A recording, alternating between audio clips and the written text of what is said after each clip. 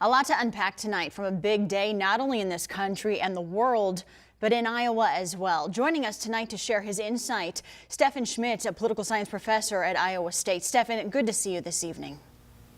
Thank you, Samantha. What did you make of President Biden's address? Well, let me say, first of all, people who said that he was sort of old and slow and needed to retire, I think were shocked to see he was very energetic. He was very passionate about what he was talking about, whether you agree with him or not. And I'm getting even right now text messages from some of my former students saying, wow, you know, that was a speech that he delivered from the heart. And if you don't agree with his policies, that's one thing.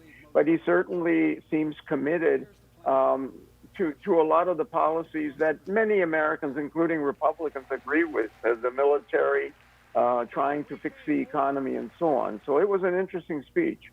And I also want to get your take on what Biden said when it came to a big part of pandemic relief. Let's take a listen. Yeah. 1 in 10 Americans has diabetes. Unlike the $2 trillion tax cut passed in the previous administration that benefited the top 1% of Americans, the American Rescue Plan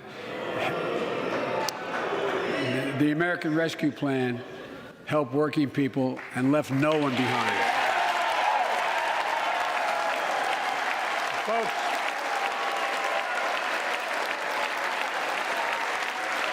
and it worked.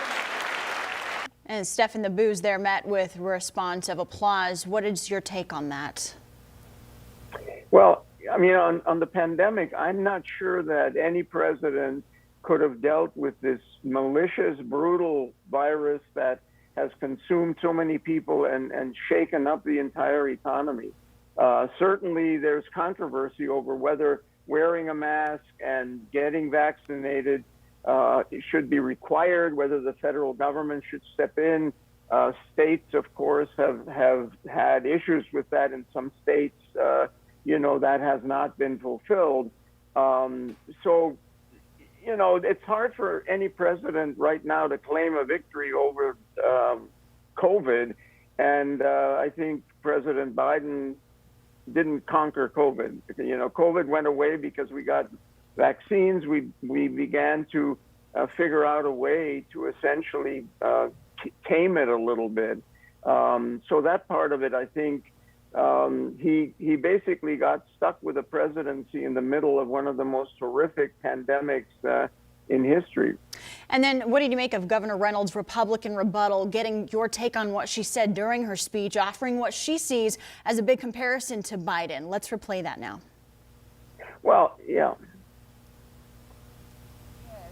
Enough. And it's not just with D.C. economy, the contrast couldn't be more stark.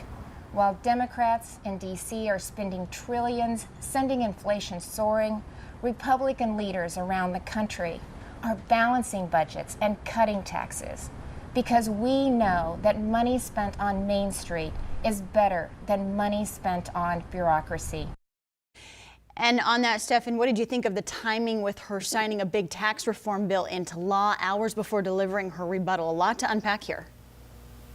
Well, that was, I think, not a coincidence. Governor Reynolds is politically very astute. Obviously, her approval ratings in Iowa are extremely high, much higher than President Biden's.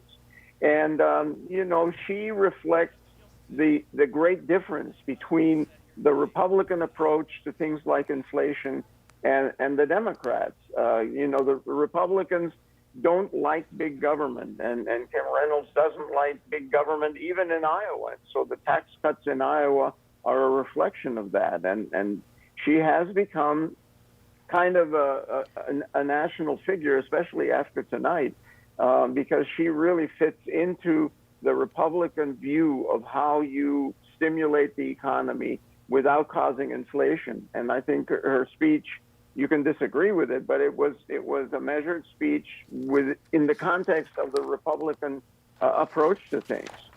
Steffen Schmidt, professor at Iowa State University, we thank you so much for your time on a very historic evening. Thank you. It was an interesting night. And we turn now, moving forward on a packed night. We want to take you to the Republican Party of Iowa, criticizing the president's State of the Union address, saying in part in a statement, quote, "The only thing that will bring about change is Americans heading to the ballot in the 2022 midterms." Now, the Iowa Democratic Party tweeting a statement sharing their disappointment in the Republican rebuttal, saying in part on Twitter, Kim Reynolds has made it clear that she doesn't care about Iowa's working families. She only cares about her corporate donors and lining her own pockets.